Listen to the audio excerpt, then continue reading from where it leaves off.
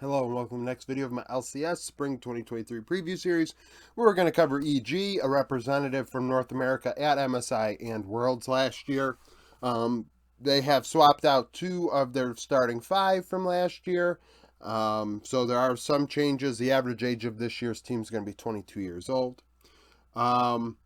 So in 2022, the team went 24-12, a lot better in summer than in spring. Spring, they went 9-9 and then went on a run in the playoffs and were able to go to MSI.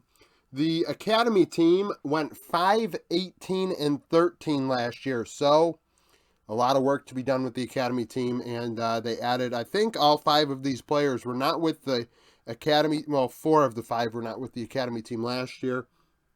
Freeze has been brought in to be the coach. Freeze is 60-33, according to Leaguepedia, being credited as a coach with 100 Thieves and I believe Cloud9. So the changes with this team: Impact in top lane joins FlyQuest. Someday comes from 100 Thieves. In bot lane, Danny is still away from the team. There is no update really on Danny's league career at this time. Kaori has left EG to go to Carmine Corp in the French League, so FBI joins from 100 Thieves, playing with his former teammate Someday. Speaking of Someday, Someday's 26 years old, was dominant in the top lane in summer. The LCS top lane is definitely dominated by older players. 26 years old, a 5.2 KDA, 8.7 CS per minute, 67.4 KP. 100 Thieves were not, and we'll see if they remain, a very passive team that resulted in high KP and not a lot of action in the early phases of the game. So farm is good, KP is good. 503 damage per minute, 25.2 damage share, 22.2 gold share, 10 solo kills across 18 games. 8 champions played: Gnar, Ornn, and Gwen. So, wide champion pool there. Someday's been around the block. This is no surprise. Excuse me. Soul has been brought in to back him up. Soul played a handful of games with TSM in summer, but these are academy stats. He did struggle. At 21 years old, put up a 2.4 KDA, 7.6 CS per minute, 51.6 KP. So, not great farm, not great KP. So, needs to do a little bit more. 504 damage per minute, 24.2 damage share, 21.9 gold share. Aggressive, 13 solo kills in 26 games. 9 champions played, GP and Ornn being the bulk.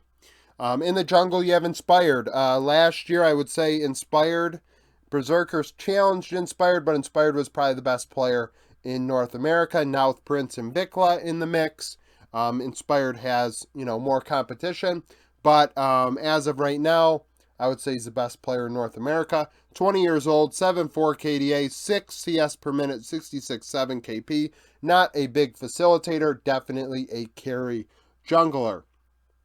331 damage per minute, 14.3 damage share, 19.2 gold share, 6 solo kills across 18 games, 8 champions: Wukong, Viego, and Poppy. Inspired does not turn down farm. He does not turn down an opportunity to carry. He is very talented, and only getting better. Shaden is the backup. Shaden is very talented as well. It's surprising they have not had an opportunity to get into the LCS. These numbers are LCS quality, worthy of a promotion. 4 KDA, 6.3 CS per minute, 64.2 KP. Very carry oriented. That is below 2 out of every 3 kills the jungler is involved in. I will say that is a bit concerning, depending on what you want out of your jungler. If you want them to be one-dimensional, that's what these numbers indicate. But like I said, as a carry, he definitely has exceeded the academy level. 359 damage per minute, 15 damage share, 20.1 gold share, 5 solo kills, 36 games played, 12 champions: Viego, Graves, and Poppy.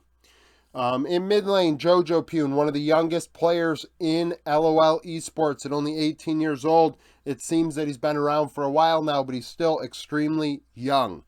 4.7 KDA, 8.6 CS per minute, 66.6 KP. These are above average to good numbers, and hopefully he continues to progress and get better alongside Inspired.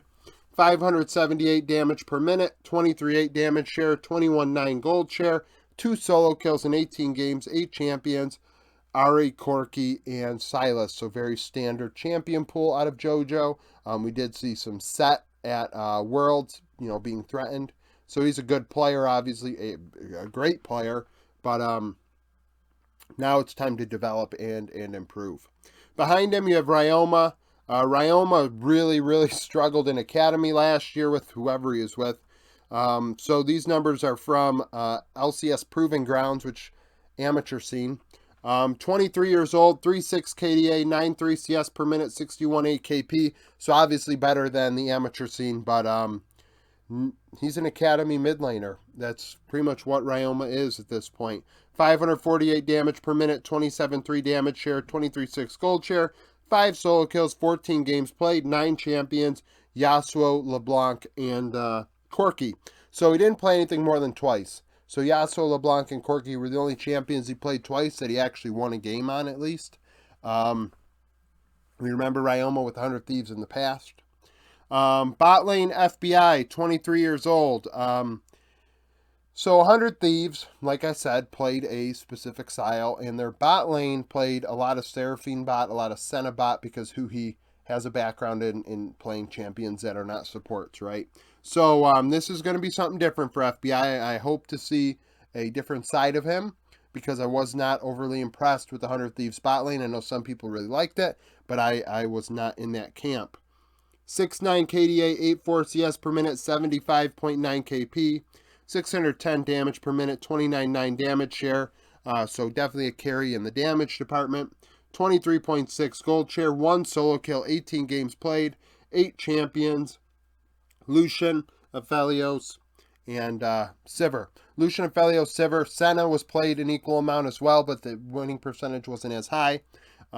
So, like I can't emphasize that enough. I think this is an opportunity for FBI to show a side of himself that he was not able to with 100 Thieves, if that is in his wheelhouse.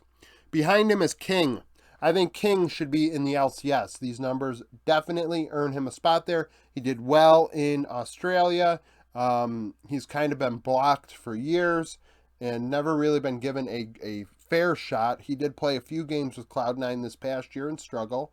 But at the same time, he has not been given a long leash either. And at 24 years old, it is unfortunate because he does not have, a long career ahead of him. He is midway through his career now, dominating Academy, 7 KDA, 9.6 CS per minute, 62.6 KP with Cloud9 Academy last year, 611 damage per minute, 25.9 damage share, 24.5 gold share. I mean, he did very, very well. 2 solo kills in 26 games, 7 champions played, Lucian, Jinx, Zeri, a talented bot laner that, he left Oceania to come to North America, and I wonder if that was a mistake. If maybe he stayed in Oceania, he would have been able to go to Worlds, he would have been able to go to MSI, and maybe, monetarily make more money being a high-paid player in Australia versus Academy in the LCS. Support, we have Volcan, 23 years old. Volcan does very well domestically. Internationally is where I have some concerns. 8.7 KDA, 79.2 KP, 271 vision score per minute, 0.28 cleared wards per minute, 10 champions, 18 games, Rakan and Yumi being the bulk.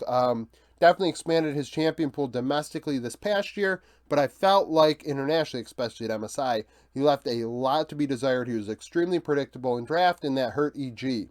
Now at Worlds, they were slightly better, but at the same time, the level of competition, they had to play a very tough group stage against JDG, Damwon, Kia, and